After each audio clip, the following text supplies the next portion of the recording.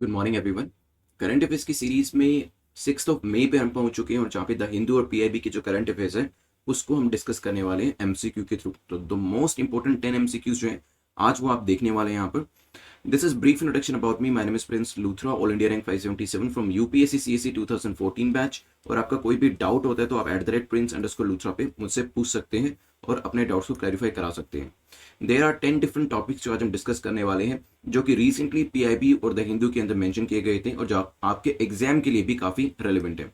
तो सबसे पहले स्वामित्व स्कीम के बारे में डिस्कशन होगा। इसके ऊपर एक न्यूज़ थी, न्यूज़ के बारे में भी हम डिस्कशन करेंगे। IU64 के ऊपर एक और क्वेश्चन बनाया है, EEZ को डिस्कस करेंगे।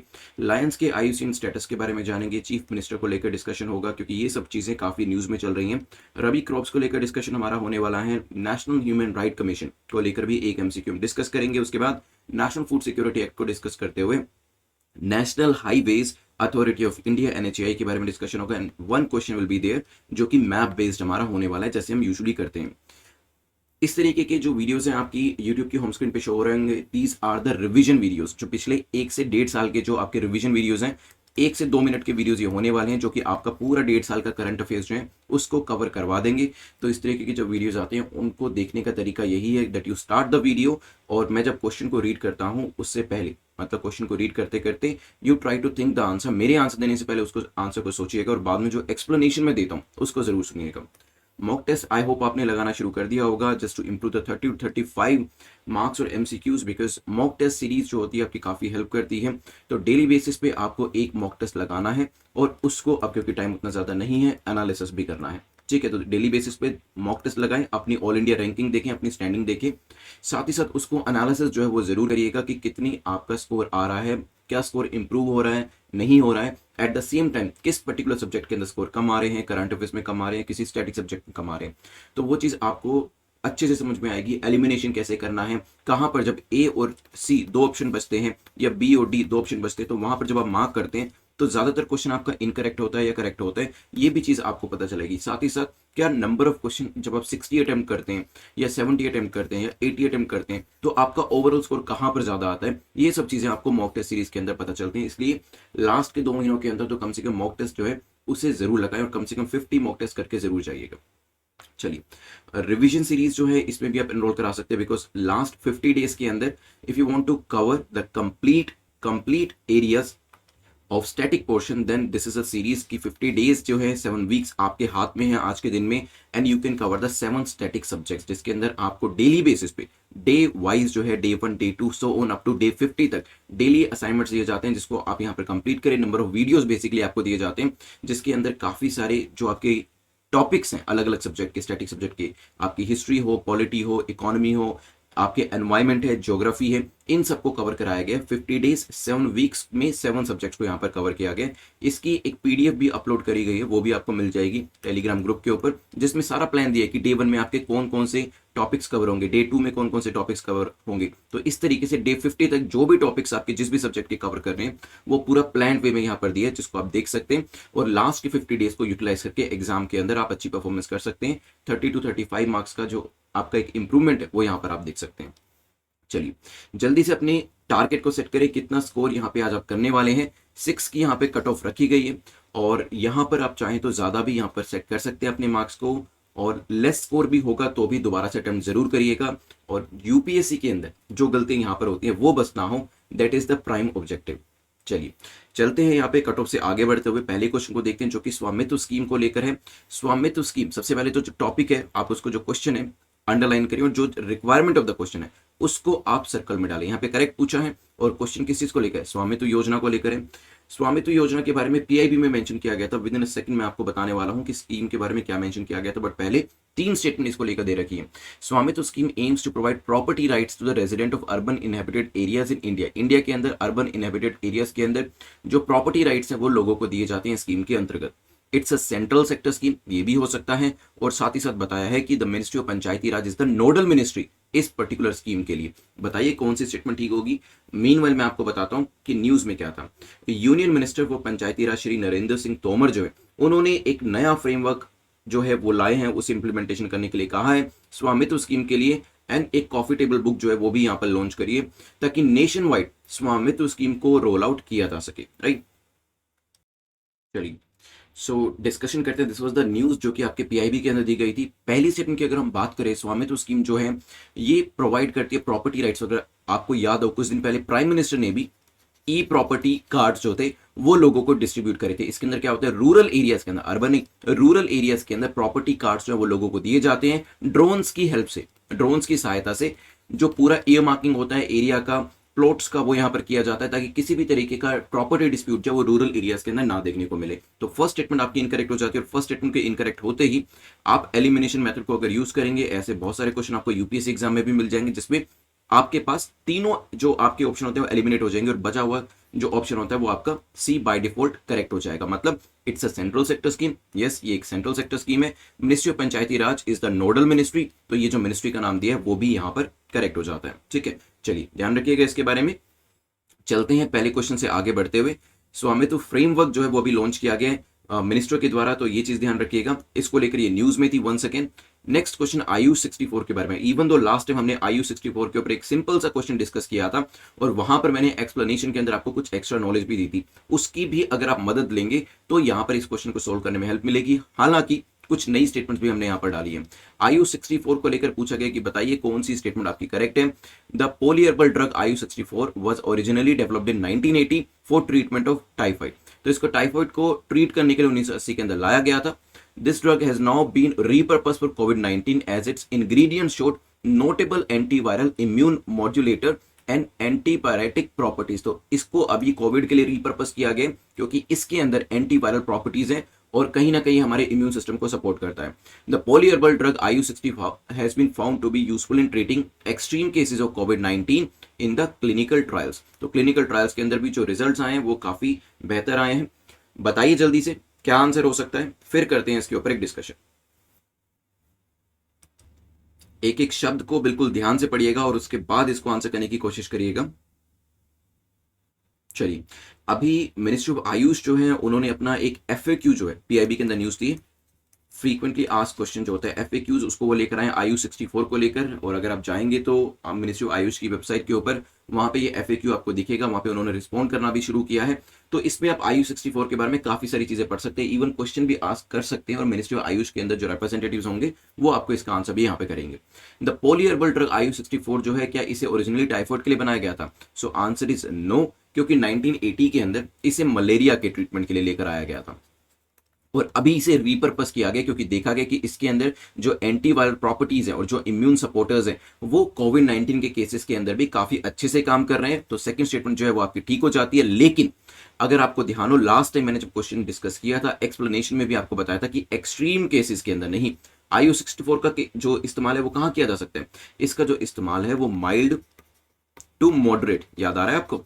तो इससे मैं ये भी आप जानना चाह रहा था कि कितने लोगों को ये चीज याद है जो पिछले लेक्चर में करी थी। This was the new statement जो हमने करी थी, और इसके बारे में तो हमने न्यूज में पढ़ा ही है। तो इस तरीके का क्वेश्चन था जिससे कि आप कितना रिकॉल कर पा रहे हैं, पुरानी चीजों को याद कर पा रहे हैं नहीं कर पा रहे, वो भी चेक हो गया। नई चीजें पढ़ रहे हैं कि नहीं पढ़ रहे, वो भी आपका चेक हो गया।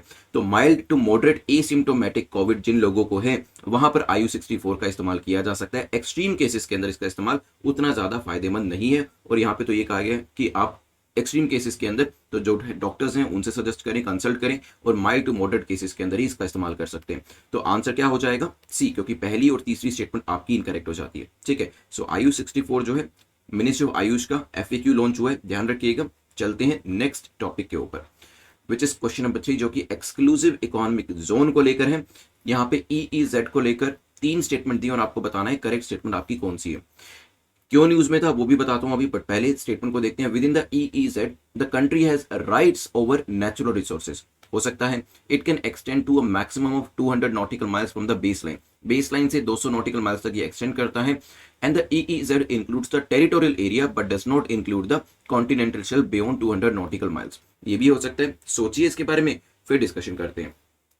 अभी हुआ क्या है, इंडियन कोस्ट गार्ड ने एप्रीहेंड किया है 4 म्यांमारी पोचर्स को जो कि इलीगली फिशिंग कर रहे थे इंडियन वाटर्स के अंदर। ठीक है, कुछ इस तरीके की चीज जो इंडियन फिशरमैन है उनके साथ भी करी जाती है जब वो गलती से श्रीलंकन वाटर्स में चले जाते हैं और वहां की नेवी उनको कैप्चर कर लेती है। तो इसी तरीके से म्यांमारी पोचर्स जो है उनको भी यहाँ पर डिटेन किया गया है। ठीक है, एप्रीहेंड किया गया। नाउ EEZ के बारे में डिस्कशन कर लेते हैं।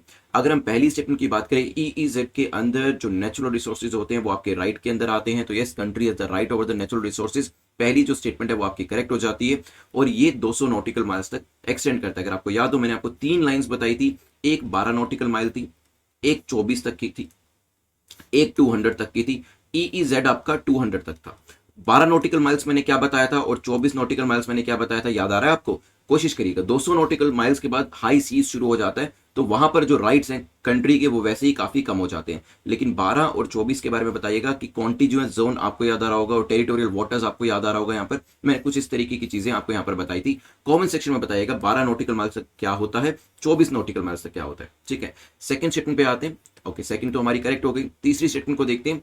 The EEZ includes the territorial sea but does not include the continental shelf beyond 200 nautical miles. So the EEZ does not include the territorial sea and also does not include the continental shelf beyond the 200 nautical miles. तो 200 nautical miles का beyond इसके अंदर में कुछ भी नहीं आता है।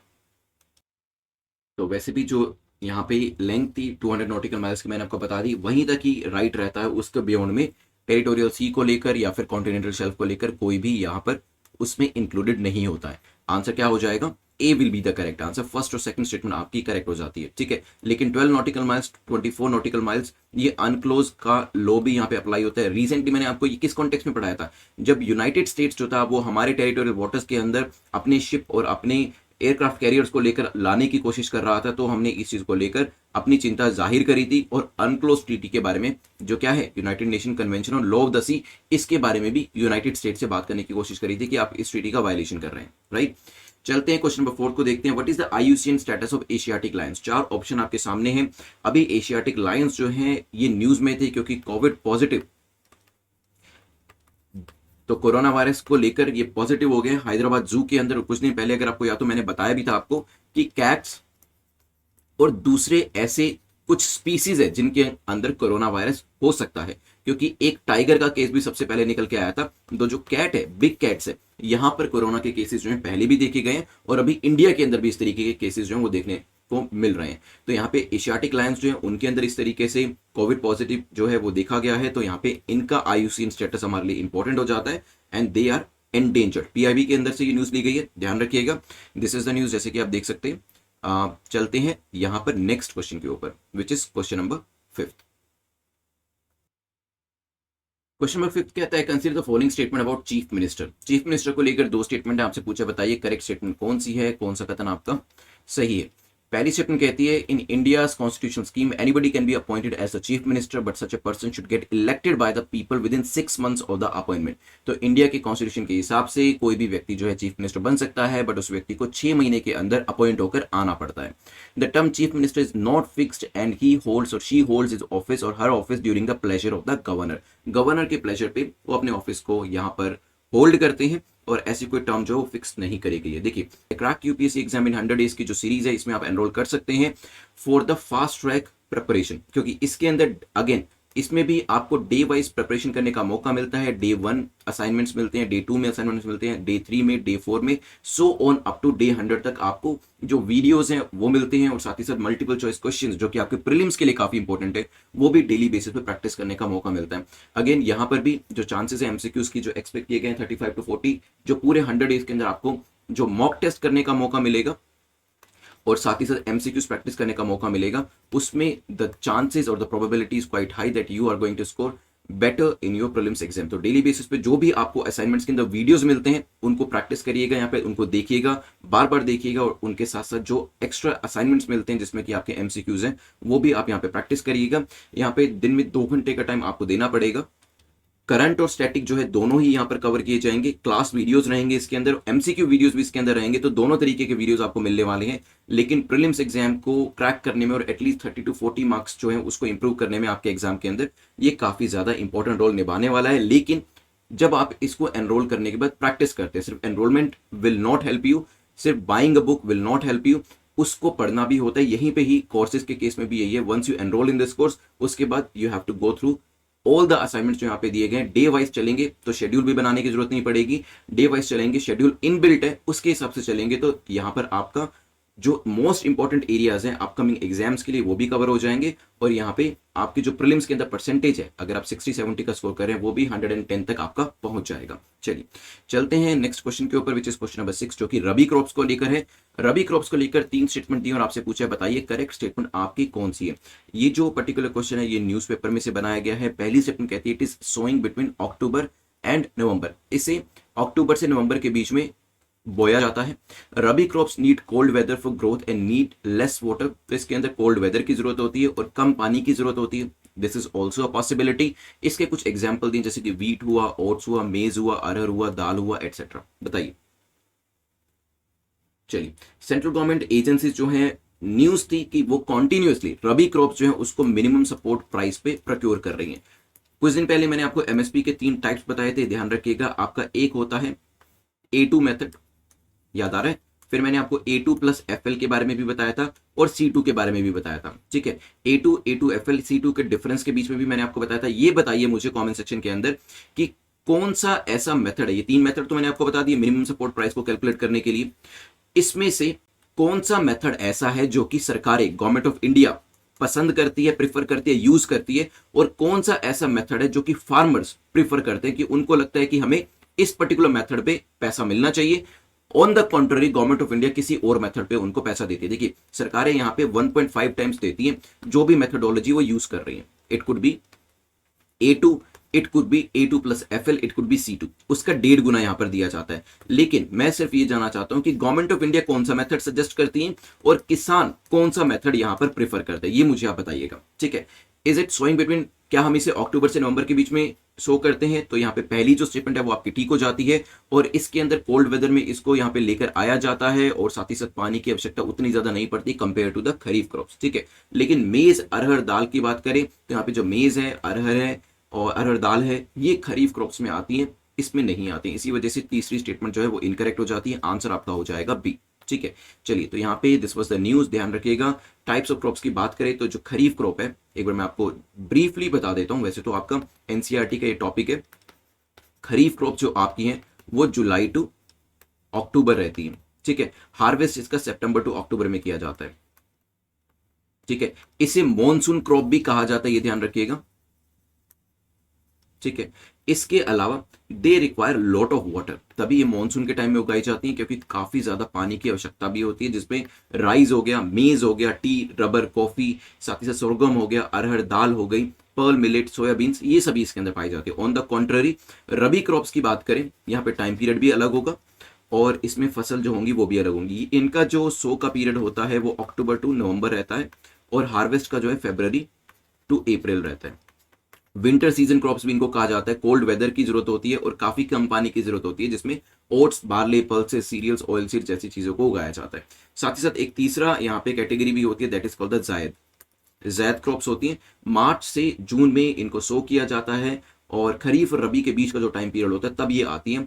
वार्म ड्राई वेदर इनको चाहिए होता है, जैसे कि सीजनल फ्रूट्स हो गए, वेजिटेबल्स हो गए, इसके अंदर आते हैं, ठीक है। चलिए चलते हैं यहाँ से आगे बढ़ते हुए क्वेश्चन नंबर 7 को देखते हैं। क्वेश्चन नंबर 7 बात करता है which of the following statement is or are not correct about NHRC। NHRC को लेकर कौन सा कथन सही नहीं है।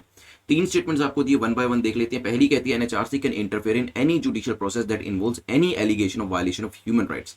NHRC जो है इंटरफेयर कर सकते हैं किसी भी जुडिशियल प्रोसेस के अंदर जहां पर भी ह्यूमन राइट वायलेशन के एलिगेशन लगाए गए हैं।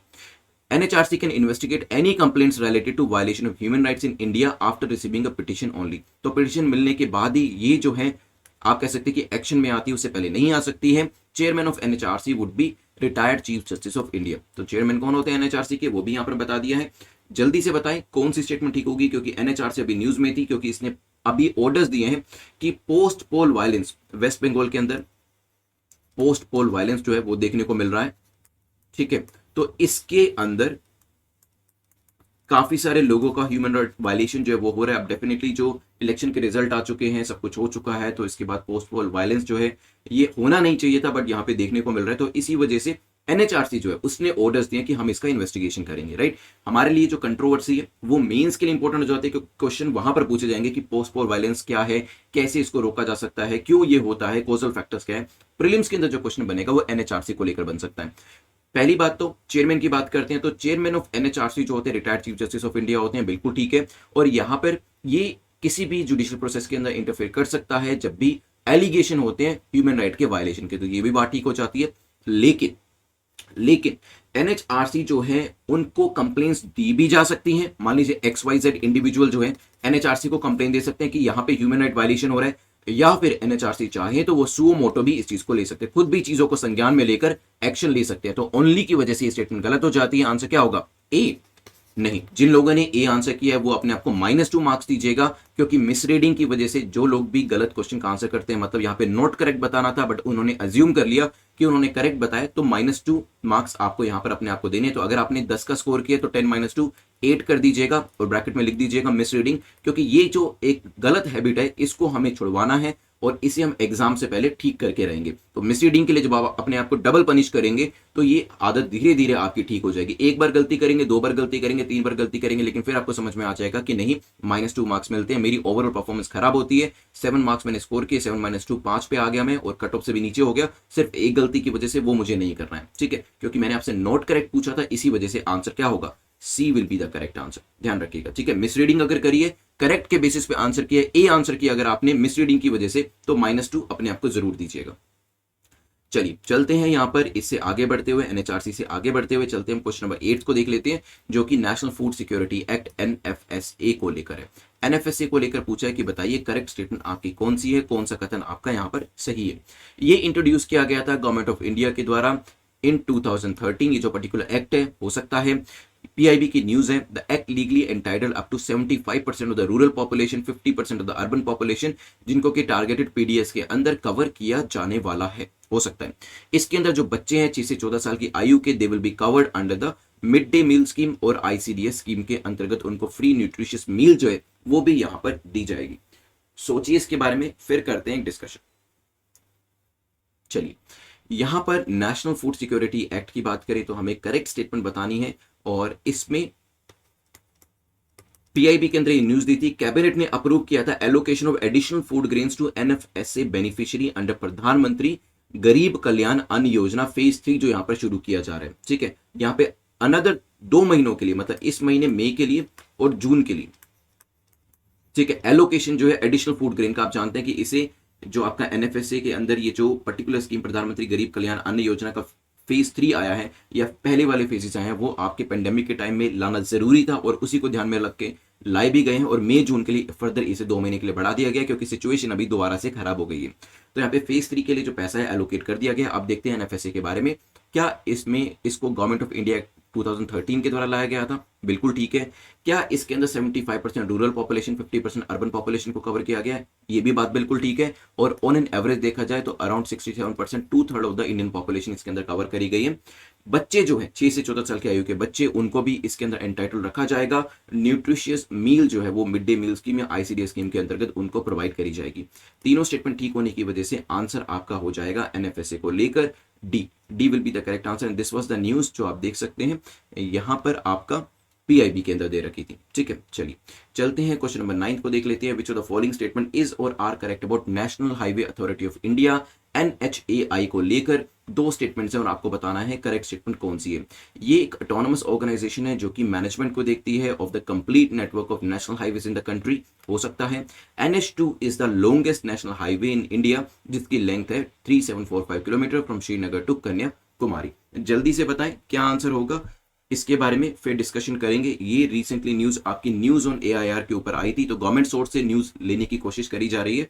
तो पहले भी जो न्यूज थी वो आपकी PIB से, कुछ द हिंदू से और कुछ यहाँ पर न्यूज ऑन AIR से आपकी ली गई है।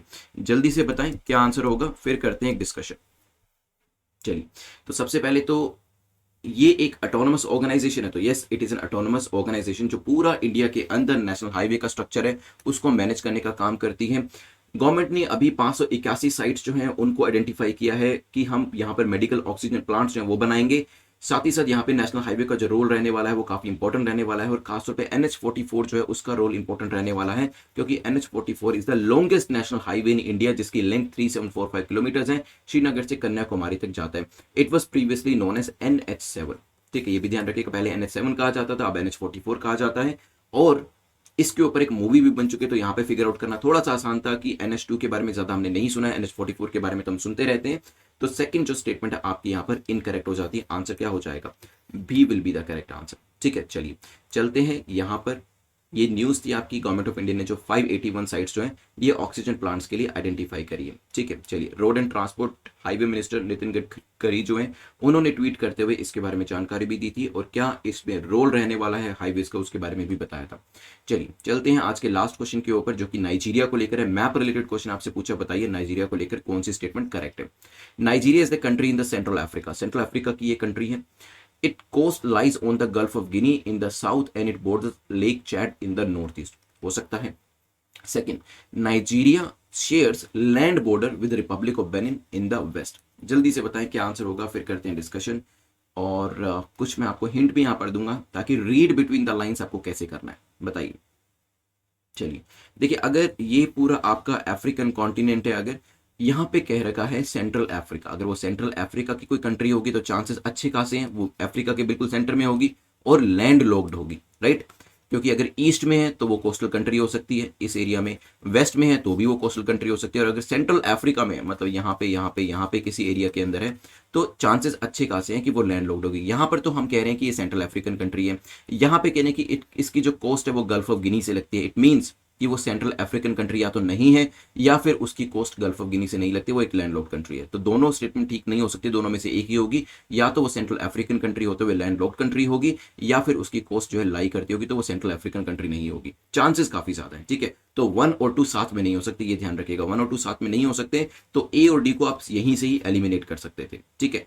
अब यहां पे मैं सिर्फ आपको इसी समझाना चाहता था कि कैसे आपको स्टेटमेंट में से ही अपने आंसर को निकालना है। अगर बिल्कुल इंटेलिजेंटली स्टेटमेंट को पढ़ेंगे, बिल्कुल ओपन माइंड के साथ पढ़ेंगे, बिल्कुल फोकस के साथ पढ़ेंगे, तो बहुत सारी चीजें आपको अलग अलग स्टेटमेंट ही बता देंगी कि पहली स्टेटमेंट दूसरे के साथ कॉन्फ्लिक्ट कर रही है, सेकंड स्टेटमेंट तीसरे के साथ कॉन्फ्लिक्ट कर रही है, ठीक है। चलिए, न्यूज ऑन AIR से इसको लिया गया है। अब हम चलते हैं यहां पर एक बार देख लेते हैं कि नाइजीरिया की लोकेशन क्या। अगर आप देखेंगे तो यहाँ पे जो कोस्टल रीजन तो इसका दिख ही रहा है, तो ये आपकी सेंट्रल अफ्रीकन कंट्री तो नहीं है, it is N western African country, ये ध्यान रखिएगा। वेस्टर्न अफ्रीकन कंट्री है, सेंट्रल नहीं है, तो पहली स्टेटमेंट इनकरेक्ट हो जाती है।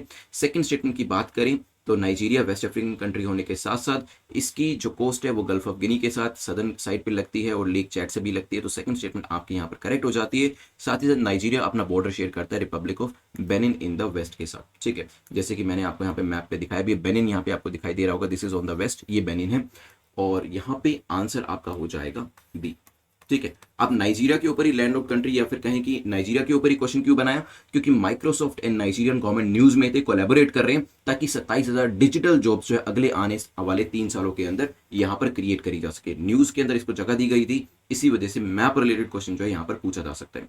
जल्दी से 2 मिनट के अंदर पूरे लेक्चर को हम रिवाइज करेंगे और एक्टिव रिविजन हमारी होने वाली है। उसके बाद प्रीलिम्स और मेंस का एक एक क्वेश्चन हम देखने वाले हैं, बट यहाँ पे एक्टिव रिविजन के अंदर आंसर करने की कोशिश करिएगा और जितनी भी चीजें रिकॉल करने की कोशिश करिएगा। सबसे पहले बताएं स्वामित्व स्कीम की मिनिस्ट्री कौन सी है, रूरल एरिया के अंदर इसको लेकर आई थी, सेंट्रल सेक्टर स्कीम है। अभी इसके ऊपर एक कॉफी टेबल बुक जो है वो लॉन्च करी गई है, जो पंचायती राज श्री नरेंद्र सिंह तोमर यहाँ पे मिनिस्टर हैं उनके द्वारा। तो रूरल एरियाज के अंदर इसको लेकर आया गया है, वर्ल्ड इसे नेशन वाइड जो है वो यहाँ पर लॉन्च करने के लिए कहा गया है।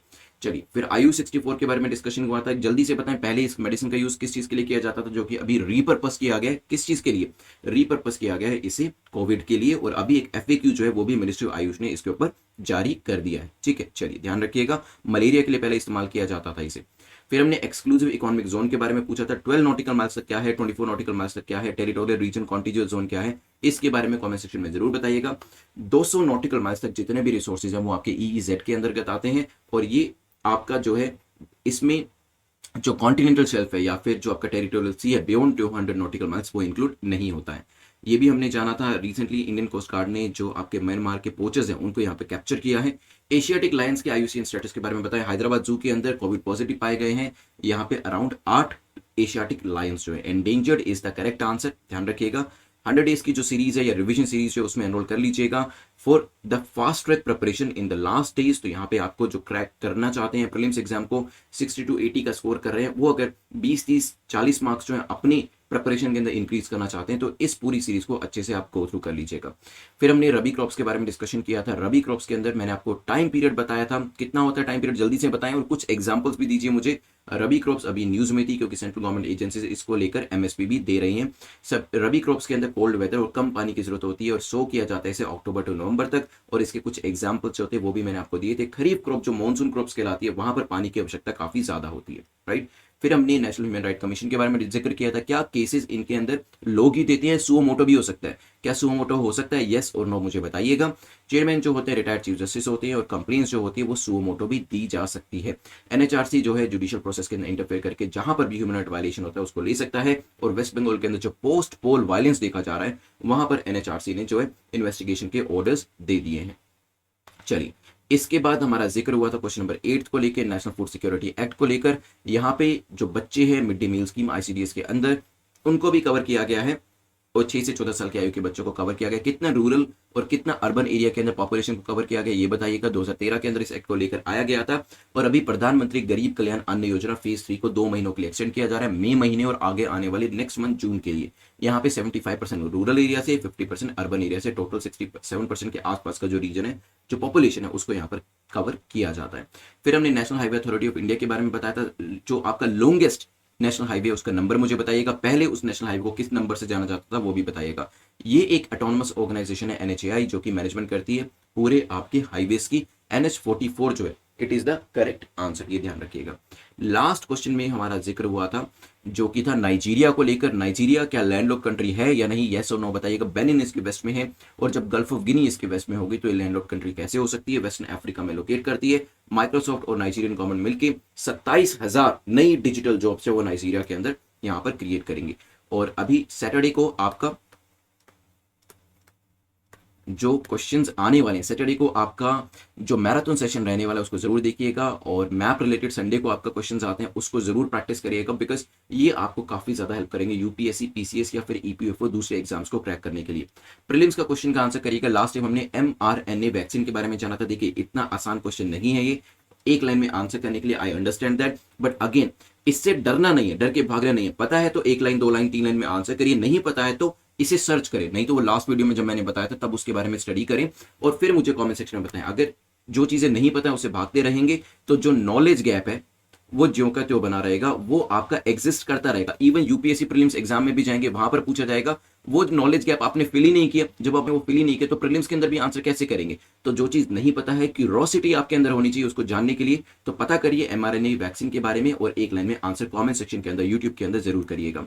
और यहाँ पर मेंस का जो क्वेश्चन है, is it justified in a democracy to make an individual chief minister of an Indian state for 6 months when the person is not even elected by the people of India? Comment करिए। यहाँ पर question जो है काफी important है, Indian polity के हिसाब से पूछा जा सकता है। जो करंट इंडियन पॉलिटी आपकी मेंस के अंदर जो क्वेश्चन है इसी तरीके से आपसे पूछे जाएंगे कि यहाँ पे जो भी व्यक्ति, चाहे प्राइम मिनिस्टर के केस में वहां पर भी देखा जाता है ये चीज, चाहे चीफ मिनिस्टर के केस में, वो तो आपका करंट एग्जांपल है, करंट न्यूज में इसी वजह से इंपॉर्टेंट हो जाता है कि जब जो व्यक्ति इलेक्शन में हार गया, मतलब डेमोक्रेटिक सेटअप के अंदर लोगों ने उस व्यक्ति को रिजेक्ट कर दिया, उसके बावजूद भी उस व्यक्ति को 6 महीने के लिए चीफ मिनिस्टर बनाया जाता है।